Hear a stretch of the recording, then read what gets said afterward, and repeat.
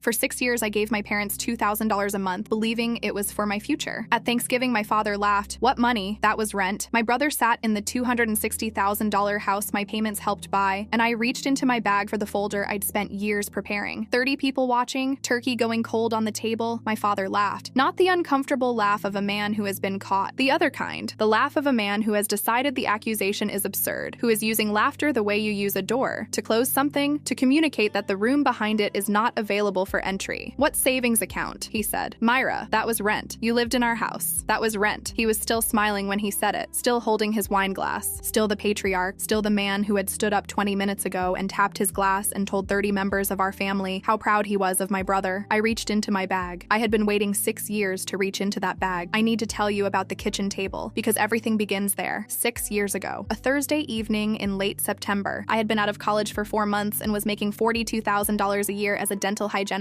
My first real job, the first money I had earned that felt like the beginning of something. My parents had asked me to come for dinner. When I arrived, there were 2 mugs of coffee already poured on the kitchen table, and a third one waiting, steam rising, placed with the specific intention of someone who has arranged a room for a conversation. My father, Dale, did the talking. He always does. Here's what we're thinking, he said. You stay here with us for a few years. You pay us $2,000 a month. Every penny goes straight into a savings account in your name. We manage it, grow it right. In 3, maybe 4 years, you've got a down payment, a real one. You'll own a house before any of your friends. He said it the way he says things he has already decided, like a plan being presented, not a proposal being offered. My mother, Connie, nodded across the table with the warm expression she uses when she wants you to understand that something is being done for you. I was 22. I was making $42,000 a year. I had $1,100 in my checking account. I said yes before I finished the coffee. That was the decision. 6 years of everything else came from it. I want to tell you what the next 6 years looked like from the inside, because the numbers alone don't carry it. I ate leftovers at my desk while my coworkers went to lunch. Not always. I'm not performing poverty, but often enough that it was a pattern, that it was a choice I made consciously every time, because $2,000 a month is $2,000 a month, and I was making $42,000 a year, and then $47,000, and then $51,000, and the math was always tight. I drove a 2009 Honda Civic with a cracked dashboard and a passenger side window that only went down 3/4 of the way. I drove it for 4 years. My coworker asked once why I didn't replace it, and I said I was saving up, and she nodded with the look of someone who respects financial discipline, and I did not correct the impression. Every month, I handed over half my paycheck. Every month, my mother sent a screenshot. White background, black text, just a number floating on the screen with no account header, no institution name, nothing else visible. $24,000 after year 1, $48,000 after year 2, $72,000 after year 3. The math always checked out perfectly, which is to say, the number always increased by exactly $24,000, with nothing extra for interest, nothing less for fees, just the clean accumulation of $2,000 times 12 times the number of years elapsed. I noticed, sometime in year 2, that the screenshots looked identical, except for the number. Same white background, same font, same absence of any institutional detail. I told myself it was just how she took the screenshot, that she was cropping out irrelevant information, that the regularity of the format was organizational, not suspicious. I told myself this with the specific effort of someone who needs the story to be true, because the alternative is a thing she cannot afford to look at yet. I kept paying. My brother Travis is 4 years older than me. He has never, in my memory, paid rent to our parents. He lived at home until he was 27, a fact presented by my family as a reasonable life choice, a practical decision, the kind of thing smart people do when they're building towards something. When he moved out, my parents helped him with the security deposit on his apartment. When he got engaged to Jenna, my parents contributed to the wedding. When they had their daughter, my parents bought the nursery furniture. None of this was secret. None of this was hidden. It was just the texture of how our family worked, the invisible structure of how resources moved, the thing you stop registering as information because it has always been true. My father toasted Travis at every Sunday dinner. 31 years old. Great job. Great family. The pride of the sentence was audible even when the sentence was about something ordinary. When he turned to me, the register changed. The particular gentleness people use for disappointment they're being kind about. Myra, you'll get there. Some people just take a little longer. I had been paying $2,000 a month for 3 years when he said that at a Sunday dinner in year 3. I looked at my plate. I said nothing. That was the last Sunday dinner I attended for a while. The early clinic closure happened on a Wednesday in October of year 4. My boss's practice had a burst pipe, the kind of thing that means the day ends at 2 wide instead of 5 out, the kind of gift you didn't ask for and appreciate more than you expect. I texted my mother that I was coming home early. She didn't respond, which was not unusual. I let myself in through the front door. The house was quiet in the specific way of a house where someone is home but not in the main rooms. I put my bag down, went to the kitchen for water. The back door was open. My mother was on the patio, back to me, phone pressed to her ear, facing the garden the way she does when she's having a conversation she wants privacy for. Covered most of Travis's down payment. she said. I stood behind the kitchen island. I put my hand flat on the granite. She doesn't know, my mother said. Dale thinks we can keep this going another 2 years, pay off the rest of the business loans. I stood there. The business loans. Travis's down payment. She doesn't know. I stood at the kitchen island with my hand on the granite, and I let each piece land separately. The down payment on Travis's house, $260,000, purchased the previous spring, celebrated at a Sunday dinner I had not attended. The business loans, my father's landscaping business, which had been having a difficult few years, which my parents had mentioned occasionally in the vague way of people gesturing toward a situation they don't want to specify. My $52,000 was in Travis's house. My $2,000 a month was in my father's business accounts. The screenshots, those perfect, clean, institutional logo-free screenshots, were not from a savings account. They were a number someone typed on a white background. I took my hand off the granite. I walked to my room. I locked the door. I sat on the edge of my bed. My hands were in my lap and they were completely still, which surprised me. I had expected them to shake. They didn't shake. What happened instead was a coldness that started in my chest and moved outward, the specific temperature of something that has been warm for a long time and has understood it was wrong to be warm. I opened Google Drive. I created a new folder. I named it Home Fund Docs. Year 4 to year 6 were the most methodical 2 years of my life. I am a dental hygienist. I am a person who works in millimeters, who documents precisely, who understands that the difference between what is recorded and what is not recorded is the difference between a claim and a fact. I brought that precision to the folder. Every text from my mother that referenced the savings account, screenshot, date, exact phrasing. I had them going back to year 1 on my phone. I had never deleted them, the way you don't delete things that feel important even before you understand why they're important. Every email from my father about the savings, the one that said give it another year, the interest is good, the one that said the account is healthy, you're in great shape, the one from year 3 that said proud of you for being patient, this is going to pay off. Patient, his word. A voicemail left by my mother during a period when she was managing my apparent savings questions by phone rather than text, in which she said, clearly, without ambiguity, in the voice she uses for logistics, I moved some of your savings into a different fund. Don't worry, it's fine. Call me back. I did not call her back. I had the voicemail transcribed by a service and saved the transcript alongside the audio file. 22 pieces of evidence over 2 years. I never asked a question I didn't already know the answer to. I let them continue the fiction, the screenshots arriving monthly, the numbers climbing with their perfect, too clean math, because I needed them to keep putting the lie in writing, and they obliged every single month with the comfortable ease of people who believe they are not being watched. I found a lawyer named Pamela Okafor in the spring of year 5. I had researched civil litigation attorneys for 2 months before I called her, the specific research of someone who wants to make one call to the right person when the time is right. Pamela has been practicing civil law for 14 years, specializing in family financial disputes and unjust enrichment cases. She had a straightforward website and a first consultation process that asked you to bring documentation before the meeting, which told me something about how she worked. I brought the folder to our first meeting. She read through it for 40 minutes. Then she looked up at me. This is one of the strongest cases I've seen at this dollar amount, she said. I said, I'm not ready yet. She looked at me. I want the number to be final, I said. Month 72, every dollar documented. She considered this. That's your call, she said. The case doesn't get weaker with time. If anything, the pattern gets cleaner. That's what I thought, I said. I told her I'd be in touch in approximately 14 months. She wrote it in her calendar. Month 72 cleared on a Friday in November. I transferred my final $2,000 from my account to theirs and sat at my desk at 11 p.m. and looked at the transfer confirmation for a while. $144,000, 72 payments of $2,000, 6 years of leftovers at my desk, and a window that only went down 3/4, and Sunday dinners I stopped attending, and some people just take a little longer, and the screenshots that arrived every month like proof of something that never existed. I called Pamela. Month 72, I said. I'll prepare the filing, she said. How do you want to proceed? Not yet, I said. There's a Thanksgiving. A pause. I'm listening, she said. I told her about the dinner. 30 people confirmed. The family gathering, aunts, uncles, cousins, Travis and Jenna and their daughter. My parents in their house that my money had helped maintain. I want to go, I said. Are you sure that's the right venue for this? Pamela said carefully. No, I said, but I've been sitting quietly for 2 years. I want one room where the truth comes out in front of everyone who was told a different story. A pause. Okay, she said, then let's make sure you're ready. Thanksgiving. The second Thursday in November, 2 o'clock. I drove to my parents' house in the Honda Civic with the cracked dashboard and the window that only goes down 3/4. I had never replaced it. Some decisions you make and then you hold, because the holding is information. The house smelled like turkey and cinnamon, kids running down the hall, my cousin's boys chasing each other through the kitchen while someone yelled at them to slow down. The specific acoustic warmth of a full house at the holidays, which is a real thing regardless of what else is true about the people in it. I said hello to everyone. I hugged my aunts. I sat at the table in the seat my mother had set with a place card the way she does for big gatherings, and I put my bag on the floor beside me, and I looked at the manila folder I had placed inside it that morning. Closed clasp, everything in chronological order, Pamela's review notes in the back, and I set my napkin in my lap and I ate the meal. My father stood up after the main course. He tapped his glass the way he does. The table quieted. I want want to say something about family," he began, "because that's what this day is. This is what we built." He gestured at the table, at the people around it, at the house that a dental hygienist's $2,000 monthly payments had helped keep afloat. "I'm proud of everyone at this table, but I'm especially proud of Travis." He paused for the effect he knew would come. 31 years old, beautiful home, beautiful wife, beautiful daughter. He put the work in and he built something real. Applause. The comfortable applause of people who have heard this toast in various forms for years. Travis grinned. Jenna beside him looked at her plate briefly, then back up. Then my father turned to me. "Myra, the register change, the gentle kind, the kind that means I see you, you're behind, I love you anyway. You'll get there someday. Don't worry, some people just take a little longer." Soft laughter around the table. The easy laughter of people who have also heard this, who have absorbed it as fact. My Aunt Lorraine leaned toward me from 2 seats down. "Still renting, sweetie?" My mother, across the table, answered before I could. "She's saving up," she said. "She has a plan." She looked at me when she said it. Warm, certain. The look of a woman who has no idea that the sentence she just said is the most useful sentence she has ever given me. I set my fork down. The table noise continued for a moment and then quieted as the quieting does. Not because anyone called for silence, but because something in the air changed and the people in the room felt it. "Dad," I said, "since we're all here, I'd like to start the process of withdrawing from the savings account. The one you and Mom have been managing on my behalf. 6 years, $144,000. Silence. Not the polite kind. The kind that has weight. My father stared at me. His expression moved through several configurations. Surprise, recalibration, the decision, and landed where I knew it would land. He laughed. "Myra, that was rent. You lived in our house. That was your rent." 30 faces frozen around the table. My brother Travis held his beer partway to his mouth. I reached into my bag. I placed the manila folder on the table between the gravy boat and the cranberry sauce. Not slammed. Set. The way you set down something that has been carefully prepared and deserves to be received carefully. The way my father set down his glass when he made a toast, with deliberateness, with the intention of being heard. "This," I said, opening to the first tab, "is a text message from you, Mom. March 15th, year 2. I turned it so the table could see. You wrote, 'Everything's growing nicely. You should be proud of yourself for being so patient.'" My mother's lips parted. No sound. "This," I said, turning to the second tab, "is an email from you, Dad. Year 3. You wrote, 'Give it another year or 2. The interest is good, and we want to make sure you maximize the return.'" The color began to leave my father's face. Not all at once. In stages. "And this," I said, picking up the last document and holding it where the table could see, "is the written transcript of a voicemail. Mom's voice. She says, and I have the audio, which my attorney also has, 'I moved some of your savings into a different fund. Don't worry, it's all fine.'" I set it down. The table was absolutely quiet. 30 people, turkey going cold, the kids in the other room still running, oblivious, the only sound in the house. And then, from the kitchen doorway, Aunt Ruth. She had not been at the table for this. She had been in the kitchen, the way she is always in the kitchen at family gatherings, managing the logistics with the efficient practicality of the person who does the invisible labor while everyone else sits down. She had heard enough. She came to the doorway and she looked at the table, and her voice when she spoke was flat and precise. The voice of a retired accountant who has seen the inside of enough financial situations to know exactly what she is looking at. "She's telling the truth," she said. "Connie told me herself, told me what she was doing and where the money was going. I told her to stop. She didn't." 30 faces. Then Jenna's voice, quiet, looking at Travis. "Your down payment," she said. "The $52,000 for the house." Travis put his beer down, picked it up, put it down again. My father's neck went red. I have seen this my whole life. The specific flush that starts at his collar and moves up when he is angry and does not want to be visibly angry. He slapped the table. Not hard, but the slap of someone who wants to end a conversation by establishing authority over the room. "You want to sue your own parents?" His voice had lost the performance. What was underneath it was rawer. "Go ahead. You want to do that to this family? Sue me." I looked at him. 3 full seconds. "Okay," I said. I closed the folder. I stood up. I picked up my bag. I walked to the front door, and I opened it, and I walked through it, and I did not look back. The drive home was 42 minutes. I drove the Honda Civic with the cracked dashboard. The window on the passenger side worked the way it always worked, down 3/4, not further. The heater made the sound it has been making for 2 years that I keep meaning to have looked at. I drove through the November dark, and I thought about the kitchen table 6 years ago. The 2 mugs already poured. The 3rd one waiting for me, steam rising. I had said yes before I finished the coffee. I thought about all the things that sentence cost. I thought about leftovers at my desk, about Travis's house, about "you'll get there someday. Some people just take a little longer," about 30 people watching, about my mother saying she has a plan with the warm certainty of a woman who had not understood what the plan actually was. I was not crying. That surprised me. I had thought I would be. What I felt instead was something I don't have a precise word for. Not triumph because the money was gone and the family was damaged and none of it was uncomplicated. Not relief exactly, though it was adjacent to relief. Something more like the feeling of setting down something very heavy that you have been carrying for a long time. I called Pamela when I got home. "It's done," I said. "How do you feel?" She said. "Ready," I said. Pamela filed on Monday morning. Promissory estoppel. My parents had made a clear and specific promise. $2,000 a month, every penny saved, down payment in 4 years. And I had relied on that promise to my financial detriment, foregoing other housing options, other other savings vehicles, 6 years of alternative choices. Unjust enrichment, they had received $144,000 in funds explicitly designated as savings for my benefit and had used those funds for their own purposes, including my brother's down payment and their business debts. The civil claim, $144,000 plus court costs. The summons was served to my father's front door on a Wednesday afternoon. He had to sign for it himself. Pamela told me this detail when she called to confirm service. I noted the specific pleasure I took in it and did not apologize for the pleasure. My mother called that night. I did not answer. She left a voicemail, the real kind, the frightened kind, the voice of a woman who has spent 2 days in a house where the family she managed is coming apart and is only now beginning to understand what she built it on. She said, "Myra, please, we can work this out. We didn't mean..." I saved the voicemail, not for evidence. Pamela had enough evidence. I saved it because I wanted to know, when I listened to it eventually, whether the thing I heard in her voice was real. The case settled 8 months later. I want to be precise. My parents did not contest the filing. My father had consulted an attorney who had apparently reviewed the documentation and advised them that contesting a case with 22 exhibits, a corroborating witness, and a retired accountant willing to testify would be an expensive and likely unsuccessful undertaking. The settlement was $139,000, less than the full amount by $5,000, which reflected the actual fair market value for the room and utilities over 6 years, which Pamela and their attorney negotiated in the final session. It was $5,000 I gave up willingly, because I understood the argument was reasonable and because I wanted the thing to end. A structured payment plan, 18 months, my mother's signature beside my father's. Aunt Ruth called me the week after the settlement was finalized. "I should have done more," she said. "You told her to stop," I said, "and you stood up at that table." "It wasn't enough," she said. "It was what you did," I said. "That's what matters." We talked for a while. She is the only member of my family I have spoken to since Thanksgiving. She calls once a month with the regularity of a person who has decided to maintain something through consistent, modest effort rather than dramatic gestures. I appreciate this about her. Travis has not reached out. I have thought about this. What it means, what I expected, whether I expected anything. He did not design the scheme. He benefited from it. Those are two separate things, and I hold them separately, and I have not yet decided what the space between them means for a future relationship. That is a question for later. I bought a house in March, 3 bedrooms, a backyard, a neighborhood I had researched for 6 months before I found the right street. A mortgage that my attorney, a man named David Chen, 15 years in residential real estate, patient and precise, walked me through with the specific attention I asked for. The attention of someone who wanted to understand every document before she signed it. I signed everything. The window in my car still only goes 3/4 of the way down. I am going to get it fixed.